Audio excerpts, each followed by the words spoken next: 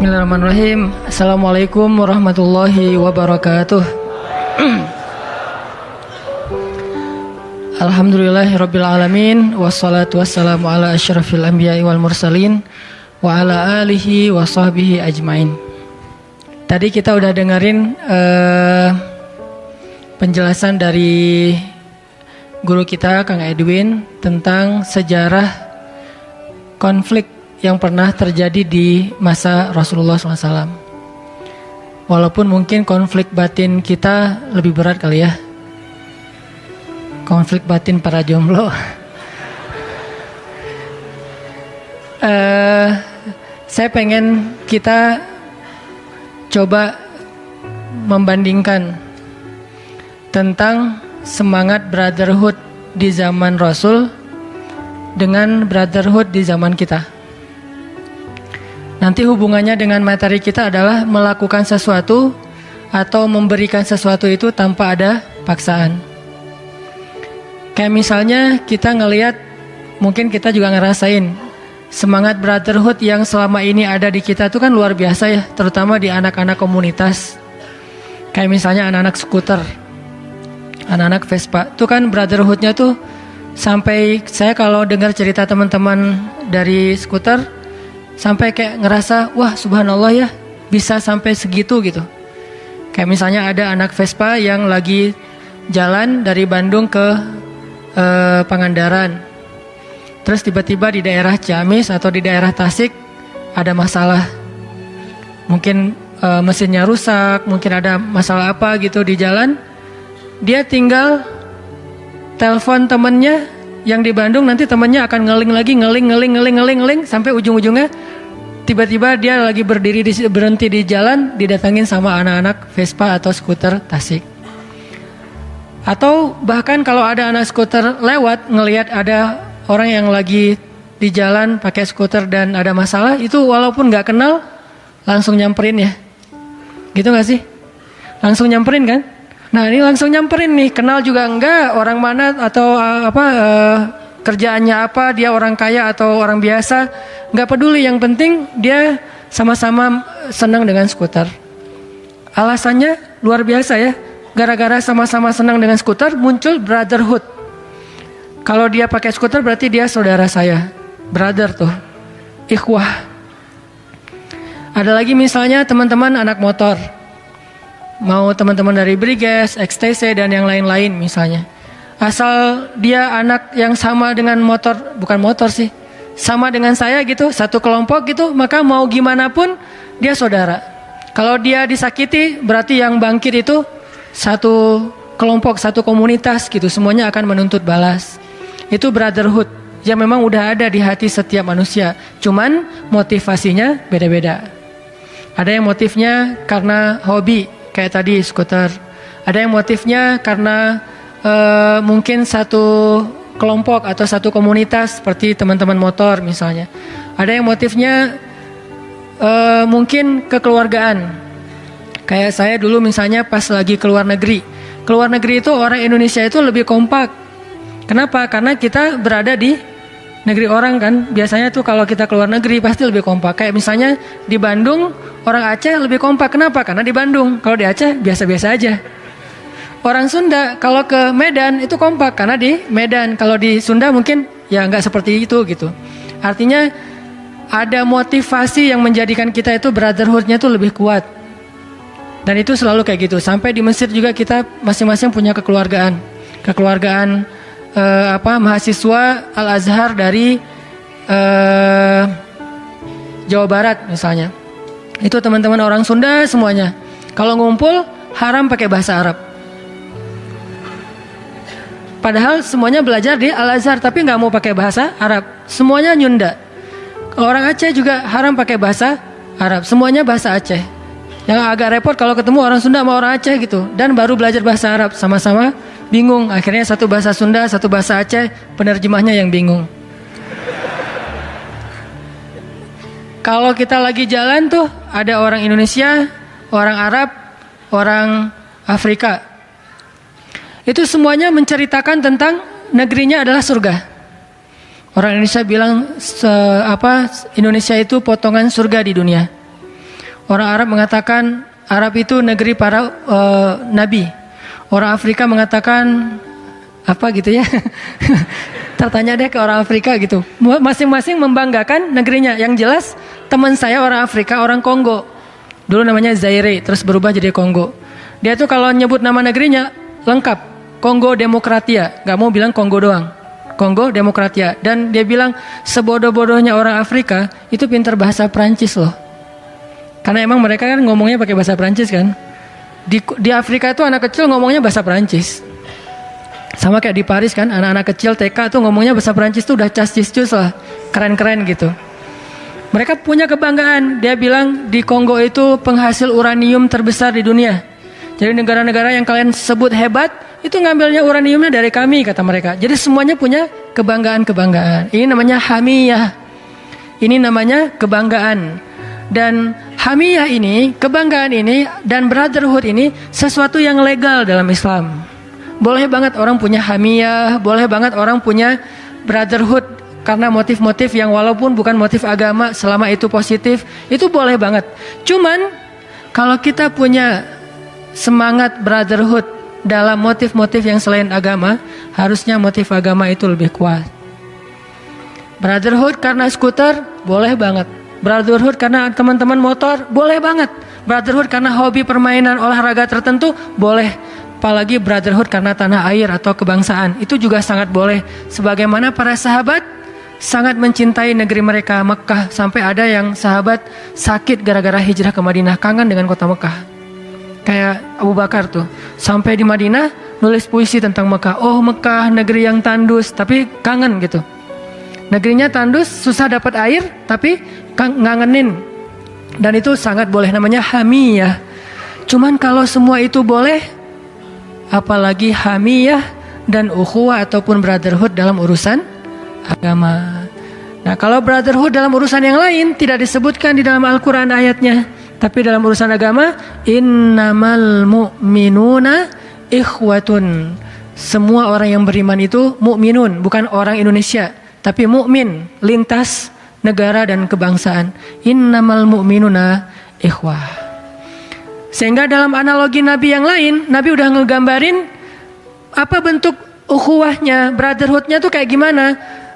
Bentuk brotherhoodnya itu adalah idzashtaka udwun tada'a lahu sairul jasad bis-sahri wal huma. Kalau ada satu organ tubuh itu yang ngerasa sakit, maka seluruh organnya akan ikut merasakan tidak bisa tidur dan panas dingin. Itu namanya brotherhood. Mungkin kita masih bisa tidur walaupun baru dapat berita tentang saudara kita yang dianiaya di Rohingya. Mungkin kita masih bisa tidur ketika kita lihat ada postingan di IG tentang Suriah, Aleppo, atau tentang Irak, atau tentang Palestina yang sampai kemarin masih nggak boleh sholat sembarangan di dalam masjid mereka sendiri. Mungkin kita tetap bisa tidur. Maka berarti makna nggak bisa tidur di sini tidak harus kita tidak bisa melelapkan mata, cuman nggak tenang gitu. Sahri wal huma atau ngerasa panas dingin, pengen ngelakuin sesuatu. Itu adalah gambaran paling jujur tentang dia itu punya cinta nggak kepada saudaranya. Bukan dengan kata-kata. Kalau kita bilang mereka adalah saudara kita, tapi kita nggak ngerasain apa-apa, itu belum jujur. Karena apa yang ada di hati kita lebih jujur. Kan ada cinta tuh sampai punya telepati ya. Ini kalau ngomongin cinta ya. Cinta ibu kan sampai kayak punya telepati gitu kan. Saya dulu pas di Mesir, rambut saya panjang aja ibu saya minta ditelepon. Bang, telepon mak gitu. Dia pakai SMS ke teman saya. Terus akhirnya saya cari tempat telepon umum yang murah dulu dari antar negara. Telepon, mak ada apa mak? Abang, mak mimpi abang udah panjang rambut ya? Bener mak, panjang rambut aja ketahuan coba. Kan punya basirah, punya penglihatan yang itu diawali dengan rasa cinta. Abang panjang rambut ya? Ya mak, ya udah potong rambutnya. Siap mak, potong rambutnya. Besok telepon lagi, kependekan ya potongnya ya. Semuanya dikritisi gitu ya. Artinya ibu itu bisa tahu. Sampai saya sakit ibu bisa tahu. Dan istri juga kayak gitu loh. Karena punya perasaan gitu. Tiba-tiba dia lagi pegang piring, piring jatuh. Kenapa? Suaminya macam-macam misalnya. Ini tuh bahaya tuh. Makanya cinta itu dia ada rasa dan memang wujud gitu, bukan sekedar kata-kata. Misalnya kita ngegombal tentang persaudaraan. Palestina adalah negeri yang kami cintai, atau saudara kami di Suriah. Itu gombal ya. Tapi terwujud nggak dalam hati dan perasaan kita? Sampai kita kayak ngerasain kesusahan mereka, padahal belum ngelihat postingan di Instagram. Kenapa ya 2 hari ini saya nggak enak makan, nggak enak tidur? Ternyata Palestina lagi di embargo misalnya. Kenapa ya saya semalaman gak bisa tidur? Ternyata malam itu terjadi masalah di Suriah. Dan itulah yang dialami oleh mukmin harusnya. Itu pernah dialami oleh Rasulullah SAW, oleh para sahabat, bahkan oleh seorang khalifah yang sangat adil, yang urutan ke-6 di antara Khulafaur Rasyidin, namanya Nuruddin Zinki. Teman-teman pernah dengar? Paling-paling 4 ya, Abu Bakar, Umar, Utsman, Ali. Ada 2 lagi nih Khulafaur Rasyidin. Yang ke-5-nya Umar bin Abdul Aziz, dan yang ke-6 itu namanya Nuruddin Zinki, orang Turki. Nuruddin Zinki, gurunya Salahuddin Al-Ayyubi. Kalau teman-teman tahu Salahuddin Al-Ayyubi, ini agak-agak klise kalau nggak tahu gurunya, karena ini lebih keren daripada Salahuddin. Cuman Salahuddin lebih selebgram daripada Nuruddin. Kan belum tentu yang paling terkenal itu lebih banyak ilmu daripada yang enggak ya. Kalau dilihat followersnya mah mungkin Salahuddin followersnya lebih banyak daripada Nuruddin. Tapi Nuruddin lebih keren daripada Salahuddin. Ya, yang jelas belum tentu yang lebih terkenal itu lebih hebat daripada lebih hebat daripada yang nggak terkenal. Nuruddin Zinki seorang khalifah yang ahli hadis. Beliau menulis kitab hadis riwayat beliau sendiri. Jadi bukan riwayat orang lain, beliau sendiri yang merawikan hadis tersebut. Jadi ini presiden perawi hadis. Coba bayangin, presiden perawi hadis, ilmunya kan banyak banget tuh. Sampai beliau pernah merawikan sebuah hadis tentang Nabi tersenyum setelah menyampaikan hadis itu. Kalau nggak salah istilahnya hadis musalsal. Hadis yang kalau kita baca, kita harus ikut ekspresi Nabi. Kan banyak hadis tuh dibaca dengan nada yang berbeda dengan nada Nabi ya. Sehingga kesannya berubah. Kayak misalnya Nabi nyampein gini, wahai anakku, kata Nabi kepada anak kecil Ibnu Abbas, jagalah Allah, Allah jaga kamu. Nabi ngomongnya gitu. Pas dibaca sama khatib di atas mimbar, wahai anakku, gitu kan ya, jagalah Allah, sesungguhnya Allah, dan gitu. Jadi berubah kan, gara-gara berubah nada, kesannya Nabi lagi marah-marah, padahal Nabi gak marah-marah. Nah, hadis ada yang memang kita membacanya dengan ekspresi Nabi. Kalau Nabi senyum, kita bacanya senyum. Kalau Nabi sedih, kita bacanya sedih. Salah satu hadisnya hadis tentang doa safar. Kalau kita naik di atas kendaraan, kita baca doa safar yang standar, Bismillahirrahmanirrahim, Subhanalladzi sakhkhara lana. Terus baca Rabbi zalamtu nafsi faghfirli fa innaka ghafurun rahim. Wahai Tuhanku, aku sudah menzalimi diriku, ampunilah aku. Siapa yang bisa mengampuni dosa selain Engkau? Engkau pengampun lagi maha penyayang. Lalu tersenyum. Lalu hadis ini disampaikan oleh Ali bin Abi Thalib. Ali pun tersenyum setelah menyampaikan hadis ini. Orang-orang nanya kepada Ali, ya Abul Hasan, wahai Ali, kenapa anda tersenyum? Kata Ali, aku mendengar hadis ini dari Rasulullah SAW dan beliau tersenyum. Lalu aku bertanya, kenapa Rasul tersenyum? Kata Rasulullah, aku tersenyum karena Allah tersenyum. Jadi Allah tuh tersenyum kepada hambanya kalau kita baca doa itu. Dulu saya kan pernah ngomong kan, kalau kita beristighfar tuh Allah senyum tuh kan ya. Itu ada hadisnya, cuman gak perlu saya sebutin teksnya. Nah itu salah satunya diriwayatkan oleh Nuruddin Zinki. Sehingga ketika Nuruddin menyampaikan hadis ini, beliau gak tersenyum, diam aja. Murid-muridnya tahu hadis itu, kemudian bertanya, ya Syekh, kenapa anda tidak tersenyum? Bukankah Rasulullah tersenyum setelah menyampaikan hadis ini? Kata Nuruddin, bagaimana saya akan tersenyum sedangkan negeri muslimin sedang dijajah oleh pasukan salib waktu itu, Dimyat namanya. Sampai segitunya, gak bisa gak tersenyum. Ngelihat makanan, teringat saudaranya di Palestina, di Suriah dan seterusnya.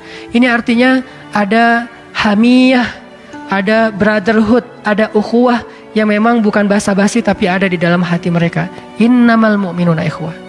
Sehingga Nabi SAW mengatakan, kalian tidak disebut sempurna imannya sampai mencintai saudaranya seperti dia mencintai dirinya sendiri. Bisa nggak kita ngerasain kayak gitu? Mencintai saudara kita seperti kita mencintai keluarga kita sendiri.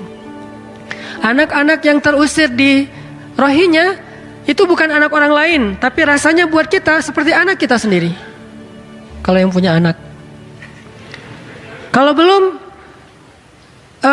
adik-adik kita sendiri. Yang jelas bukan istri kita sendiri ya, itu istri orang gitu.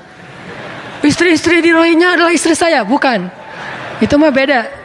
Khusus buat anak sama adik kakak gitu ya. Kalau untuk pasangan yang pakai akad dulu baru boleh ngaku-ngaku. Akad juga belum kan? Lamar juga mungkin masih ditolak.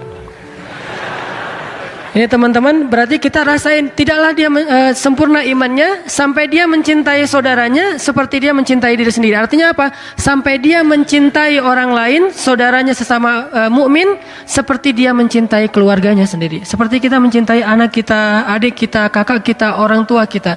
Jadi yang terusir, yang sampai meninggal di sungai, meninggal di laut, itu bukan orang lain teman-teman. Harusnya kita ngerasain itu adalah ayah saya, ibu saya, kakak saya, adik saya, anak saya. Kalau udah bisa ngerasain kayak gitu, berarti insya Allah udah punya brotherhood dengan motif iman. Yang tadi tetap dijaga, jangan ditinggalkan. Tadi kita punya brotherhood dengan motif ulin, brotherhood dengan motif hobi. Sekarang brotherhood dengan motif iman. Jadi kita bukan hanya bisa punya rasa ikatan gara-gara sesuatu yang kita senangi aja, tapi punya sebuah ikatan gara-gara sesuatu yang kita yakini, bukan cuma yang kita senangi. Sehingga kita terus berpikir nih ngapain ya, apa yang bisa saya lakukan ya. Saya udah donasi sih, tapi kayaknya ngerasa kurang gitu, ngasih lagi. Kalau perlu saya kayaknya harus ke Suriah. Ngapain? Ngasih solusi konkret. Salah satunya mungkin ini khusus buat yang udah sering ditolak, di sana insya Allah nggak akan ditolak. Banyak banget loh yang perempuan-perempuan yang di sana jadi sendiri, jadi mungkin tidak ada yang ngurus. Kalau teman-teman ngerasa putus asa di Indonesia, ke Suriah insya Allah. Gak ada mertua di sana nanya kamu kerjaannya apa, nggak. Dari mana? Indonesia. Yang penting Indonesia aman lah udah. Bawa aja anak saya yang mana nih, ada 5 anak saya teh, bisa pilih coba. Masya Allah ya. Yang putus asa, tapi saya kira di sini nggak ada yang putus asa. Di atas tuh semuanya pada siap insya Allah. Cuman kalau ada nih ya, kalau ada yang putus asa, mangga silahkan ke Suriah. Dan itu solusi konkret banget loh. Nikahin, jadikan warga Indonesia, udah selesai kan? Mungkin kalau kita bawa mereka ngungsi ke Indonesia agak susah. Tapi kalau menikahi mereka, alhamdulillah, bukan kita, teman-teman maksudnya. Saya mah nggak bisa. Nggak boleh saya teh. Ada istri saya di bawah. Enggak. Maksudnya teman-teman nih yang jomblo-jomblo, yang ngerasa putus asa, Ustadz ditanya terus, Ustadz kuliahnya udah lulus belum? Kerjanya apa? Udahlah, nggak usah repot-repot. Di sana maharnya juga yang penting bisa ada tiket pulang ke Indonesia, udah mahar itu teh. Bisa kayak gitu. Kayak di Turki tuh teman-teman. Di Turki itu pengungsi Suriah di sana itu lebih dari 3 juta. Itu sama dengan seluruh penduduk Bandung kan? Penduduk Bandung kan kurang lebih 3 juta orang. Berarti Turki ngasih makan 1 kota Bandung setiap hari selama bertahun-tahun dari APBN mereka sendiri. Gak pernah ngutang ke luar negeri. Dan yang ngasih makannya siapa? Bukan cuma pemerintah, yang ngasih makannya juga rakyat Turki itu sendiri. Karena punya brotherhood yang kuat. Sehingga 1 keluarga Turki memberi makan 1 keluarga pengungsi Suriah. Sampai kemarin tuh pemerintah Turki ngasih kayak semacam beasiswa kepada cowok-cowok Turki yang pengen menikah dengan perempuan Suriah yang jadi pengungsi, yang miskin, yang sendiri, dan akan diberikan gaji oleh pemerintah Turki bagi yang menikah. Mudah-mudahan pemerintah kita ngasih program kayak gitu insya Allah. Yang menikahi para pengungsi karena perang, atau menikahi perempuan-perempuan yang mungkin kurang mampu karena keluarganya diuji dengan kemiskinan, berarti dikasih beasiswa oleh pemerintah. Tinggal berarti perginya ke pelosok-pelosok, ke Garut, ke pelosok Tasik. Ngapain? Pengen dapat beasiswa. Beasiswa pernikahan sebulan 1 juta lumayan lah ya. Untuk hidup berdua. Ustadz gimana hidup berdua sebulan 1 juta? Makanya piringnya jangan 2, 1 aja, dan itu lebih romantis. Jadi ternyata pengen romantis itu miskin lebih romantis daripada kaya loh. Kaya 1 makan di kafe sana, yang 1 di restoran sana. Kalau miskin tetap aja sepiring berdua, 1 warung padang, 1 nasi padang bungkus itu berdua. Kalau perlu ikannya cuma telur setengah lagi tuh, itu juga berdua. Coba bayangin kan romantis banget kan? Air putih 1 gelas berdua, nasi sepiring berdua. Sehingga insya Allah akan Allah berikan keluarga yang jauh lebih nyaman. Nah ini hubungannya siapa ya? Pokoknya gitu deh. Ukhuwah. Coba kita renungkan, bandingkan brotherhood di zaman kita ini dengan brotherhood di zaman para sahabat. Terutama yang Allah rekam di dalam surat Al-Hasyr ayat 9. Itu simbol brotherhood paling agung, paling fenomenal yang pernah ada di zaman para sahabat. Brotherhoodnya orang Ansor. Ansor itu emang terkenal sih, cintanya kepada muhajirin itu kayak sampai gak masuk akal. Muhajirin itu kan bukan siapa-siapanya Ansor kan. Beda klan, beda kabilah. Bahkan dulu tuh sebelum masuk Islam, mereka tuh saling membanggakan diri dan saling menjelekan. Apa orang Quraisy tuh gini-gini, kata orang Quraisy, apa orang-orang dari sebutlah orang Ansar teh terbagi dengan Aus dan Khazraj. Apa orang Aus, orang Khazraj itu nggak penting dan nggak keren gitu. Orang-orang Quraisy yang paling keren, saling membanggakan diri dan menjelekan yang lain dulu sebelum Islam. Begitu datang Islam, la ilaha illallah Muhammadur Rasulullah, kata orang Ansar, orang Muhajirin adalah saudara kami. Begitu orang Muhajirin hijrah ke Madinah, orang Ansar sudah menyediakan sebagian dari hartanya untuk Muhajirin, dihadiahkan setengah loh. Jadi kalau kita punya tabungan, coba bandingkan teman-teman. Kita punya tabungan nih, biasanya berapa tabungan rata-rata? Sebutlah 10 juta. Berarti 5 juta buat Muhajirin. 5 juta lagi buat saya dan keluarga. Kalau yang punya tabungan 100 juta, 50 juta buat Muhajirin. Kalau yang punya tabungan 1 miliar, 500 juta buat Muhajirin. Itu nggak tanggung-tanggung ngasihnya, setengah. Makanya kalau kita mau ngeremehin orang Ansor, merasa bahwa brotherhood kita lebih baik, baca deh sejarah orang Ansor memberikan setengah harta mereka. Luar biasa ternyata. Terus pas mereka lagi panen, kan Muhajirin itu nggak jago bercocok tanam ya, jagonya perang sama, jagonya militer sama dagang. Itu keahlian Muhajirin, militer sama berdagang. Ansor keahliannya bercocok tanam, sawah, ladang, kebun korma. Ketika mereka panen korma, mereka nggak mau mengambil hasil panen itu kecuali mengundang kaum Muhajirin. Jadi kaum Muhajirin pas hari panen tuh ngumpul di Masjid Nabawi. Mereka zikir-zikir gitu, nggak enak keluar, takutnya nanti bikin orang Ansor nggak enak hati gitu. Hari ini hari rayanya orang Ansor, Muhajirin di masjid aja. Terus orang Ansor udah ngumpulin semua korma hasil panen, mereka panggil orang Muhajirin, ya Rasulullah, kami ingin mengundang saudara-saudara kami orang-orang Muhajirin untuk datang ke kebun korma. Kata Nabi, ada apa?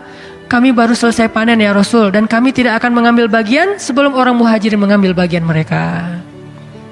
Orang Muhajirin disuruh ngambil bagian dulu dari bagian panennya orang Ansor. Padahal yang kerja orang Ansor, pemilik tanah orang Ansor, yang selama ini susah payah orang Ansor. Tetapi ketika udah ada hasilnya, yang manen pun orang Ansor, yang metik buah kurma itu orang Ansor. Semuanya orang Ansor. Tapi giliran hasilnya pas mau dibagi, mereka tidak mau mengambil bagian kecuali orang Muhajirin ngambil bagian terlebih dahulu. Ansor, simbol brotherhood yang paling luar biasa. Dan itu mereka lakukan tanpa ada paksaan dari siapapun. Nabi gak pernah ngancam mereka, gak pernah memerintahkan mereka harus bagi dua dengan Muhajirin, gak pernah sama sekali. Nabi cuman mempersaudarakan mereka. Kamu adalah saudaranya dia, kamu adalah saudaranya dia. Terserah setelah itu mau kayak gimana. Sampai orang Ansor kalau ada yang meninggal dunia, warisannya dibagi berdua dengan orang Muhajirin. Jadi kalau bapaknya meninggal, anaknya orang Ansor bagi warisan sama orang Muhajirin. Sampai kayak gitu coba. Ini sampai Allah Subhanahu wa taala di surat Al-Hasyr ayat 9 memuji orang Ansor dengan kalimat yang cukup panjang. Orang Ansor adalah orang yang terkenal dengan ithar, yang mengorbankan dirinya untuk kebaikan orang Muhajirin. Itulah Ansor.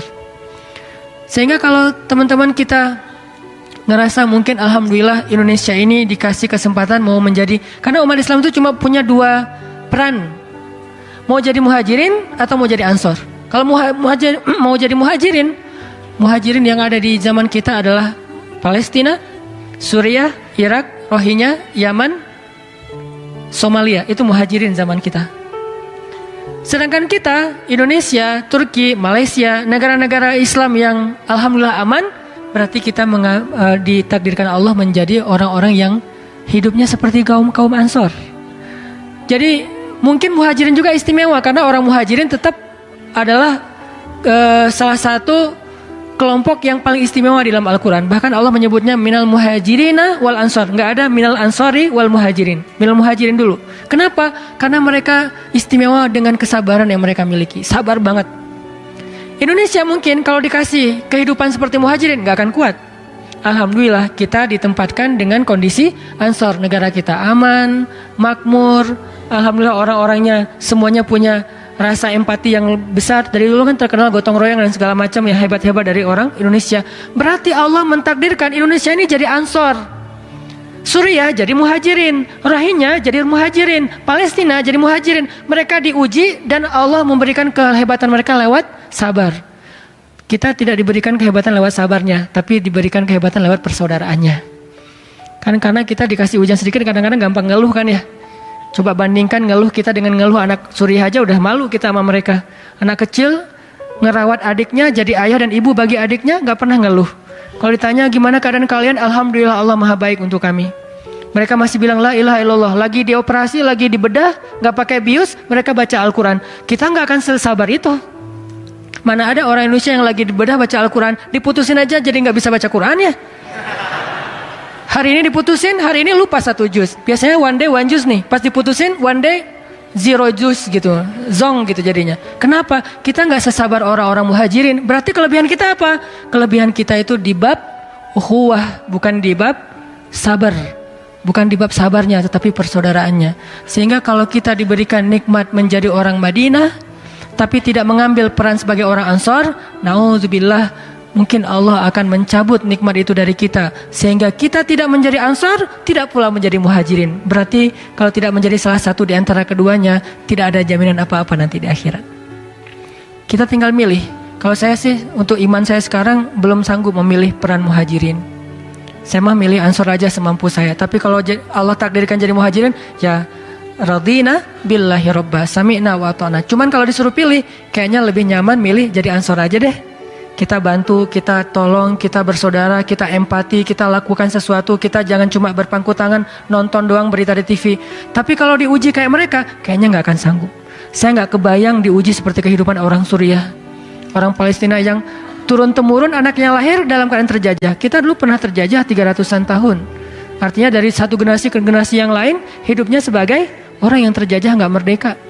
Tapi alhamdulillah sekarang kita hidup di zaman yang berbeda.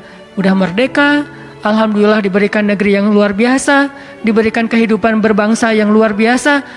Tinggal kita mau gak mengambil peran orang-orang Ansor. Ustadz, kita juga susah. Nah, baca lagi kisah Ansor.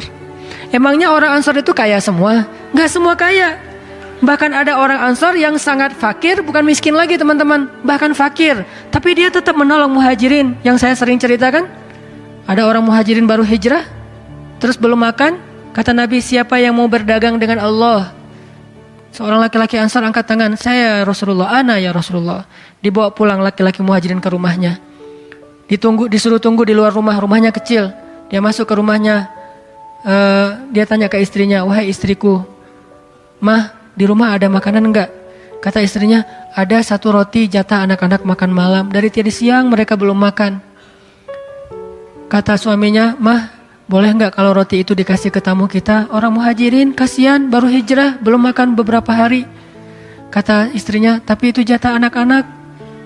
Bisa enggak anak-anak kamu bawa tidur, diceritain cerita-cerita pembawa tidur supaya mereka tertidur. Kalau mereka udah tidur, nanti kita kasih makan roti ini untuk tamu kita. Boleh nggak mah? Nggak maksa, cuma nanya doang. Dan istrinya mengatakan, sami'na wa ata'na. Baik, tunggu ya, saya bawa anak-anak tidur dulu. Anak-anak ayo kita ke kamar, tidur gitu. Tidur, diceritain, dibelai-belai kepala mereka, sampai akhirnya mereka lupa dengan rasa laparnya, tidur nih. Udah tidur, keluarlah istrinya, membuatkan roti itu, ditaruh di ruang tamu. Ditaruh di ruang tamu, kata suaminya, nanti matikan lampu biar saudara kita muhajirin makan sepuasnya tanpa merasa tidak enak karena kita gak ikut makan. Matiin lampunya, silakan makan dalam gelap-gelap gitu. Mereka kayak kecap-kecap gitu, pura-pura makan. Makan, udah selesai, mereka gini-gini padahal gak makan apa-apa. Gimana rasanya? Alhamdulillah ini makanan terenak yang saya makan selama ini. Karena udah berapa hari gak makan. Udah selesai itu dikasih tempat tidur, mereka tidur di luar. Ini Ansor bukan orang kaya, bukan orang yang punya kebun kurma, bahkan fakir. Makanan anaknya aja dari tadi siang diirit-irit supaya bisa makan malam bareng dengan keluarga, dengan ayahnya. Tapi anaknya sehari itu jadi gak makan demi muhajirin. Kita mungkin gak akan sampai gitu-gitu amat. Kita gak berkorban dengan roti kita paling-paling berkorban dengan pulsa dan kuota kita doang. Paling parahnya nih, kalau kita pun harus ngasih yang bukan lebih, pas-pasan, paling-paling kita berkorban dengan pulsa kita. Yang tadinya pengen mungkin ngedownload sesuatu, yang tadinya pengen nonton YouTube, yang tadinya pengen berbagi pulsa tethering sama si dia, misalnya jadi nggak bisa tetheringan gitu kan ya. Ya udah nggak apa-apa deh, siapa tahu nggak bisa tetheringan tapi bisa akad, kan lebih bagus kan? Kenapa kok bisa akad tiba-tiba diterima? Gara-gara siapa yang menolong saudaranya, Allah tolong dia. Ini cara paling gampang tuh untuk menolong diri kita, tolong orang lain. Jadi jangan berpikir orang Ansor itu kaya semua baru menolong muhajirin, sehingga orang Indonesia harus makmur semuanya, harus kaya semuanya baru mau menolong orang Rohingya. Enggak. Justru kalau kita pengen insya Allah berkah harta kita, kita tolong orang lain, Allah akan berikan keberkahan. Jadikan sedekah itu seperti hobi. Duh, hari ini gak enak hati nih, kenapa? Belum sedekah. Hari ini gak enak hati, kenapa? Belum main skate, belum main sepeda, belum lari-lari misalnya yang senang indoor runners atau parkour dan segala macam. Aduh, lagi bete nih, kenapa? Belum off-road, belum touring. Kenapa bete? Belum sedekah. Setiap hari kita berpikir, hari ini bantu siapa ya? Hari ini bantu siapa ya? Kalau nggak bisa sedekah dengan harta, minimal kita bersedekah dengan pulsa. Gimana bersedekah dengan pulsa? Kita ngeling ke orang yang mampu. Tapi saya yakin dengan kehidupan kita di Indonesia nggak mungkin juga nggak bisa bersedekah walaupun cuma 5.000, 10.000. Ustadz, saya adanya cuma segini. Mudah-mudahan selama itu bukan kebutuhan darurat kita, hanya untuk makan. Ya udah, hari ini saya puasa, jatah makan siang saya Rohingya. Berapa jatah makan siang? 10.000 Rohingya. Sehingga hari ini makan siang saya pakai berpuasa. Udahlah, dapat pahala puasa plus dapat pahala sedekah. Dan 10.000 kita yang gara-gara kita emang pas-pasan, itu mungkin nilainya di mata Allah lebih besar daripada 1 juta bagi orang yang berkelebihan harta. Jangan lihat angkanya, lihat pengorbanannya. Ada orang yang 1 juta nggak berkorban, itu lebih, bahkan dia punya miliaran, 1 juta itu nggak berasa buat dia. Emang saya sedekah? Iya Pak, 1 juta gede loh Pak. Oh nggak berasa ya, saking dia sekali ngeluarin, digesek sekali bisa 5 juta, 10 juta nggak berasa buat dia. Karena dia sekali beli baju mungkin harganya berapa puluh juta, beli tas, dia benerin mobil atau dia salonin mobil udah habis berapa. Renovasi rumah udah habis berapa. 1 juta nggak berasa buat dia. Kita 100.000 itu diingat sampai bertahun-tahun. Kenapa keingat? Karena itu pengorbanan. Berarti 100.000 kita kadang di mata Allah lebih besar daripada jutaan bagi orang yang berkelebihan harta. Makanya jangan berkecil hati dengan angkanya, tapi lihat pengorbanan di angka itu sebesar apa pengorbanannya. Al jaza ala qadril masyaqqah. Balasan Allah itu tergantung tingkat kesulitan dalam beramal. Jadi teman-teman, kita coba samain nih semangat brotherhood kita yang bermotivasi yang motifnya adalah hobi, dengan sekarang semangat brotherhood kita dengan motif iman, biar gak malu sama Allah. Karena bagi saya juga punya semangat brotherhood, walaupun mungkin bukan dengan skuter, bukan dengan komunitas, tapi dengan beberapa model yang lain. Cuman kalau saya misalnya saya ngelihat ada orang yang menurut saya nih, dia orang soleh, menurut saya nih, kan kita hanya tahu dari yang zahir ya, gak boleh menghakimi yang batin. Zahirnya kayaknya dia soleh, jidatnya lebih hitam. Bukan lebih hitam, karena saya gak hitam sama sekali. Jidatnya hitam, terus jenggotnya panjang. Udah gitu bacaan Al-Qurannya bagus, ilmunya banyak. Malamnya diam-diam ternyata saya perhatiin tahajud. Siangnya sering puasa, akhlaknya baik, suka bantu orang lain. Wah, ini ciri-ciri ahli surga nih. Tangannya kasar, kerja keras, tanggung jawab terhadap keluarga.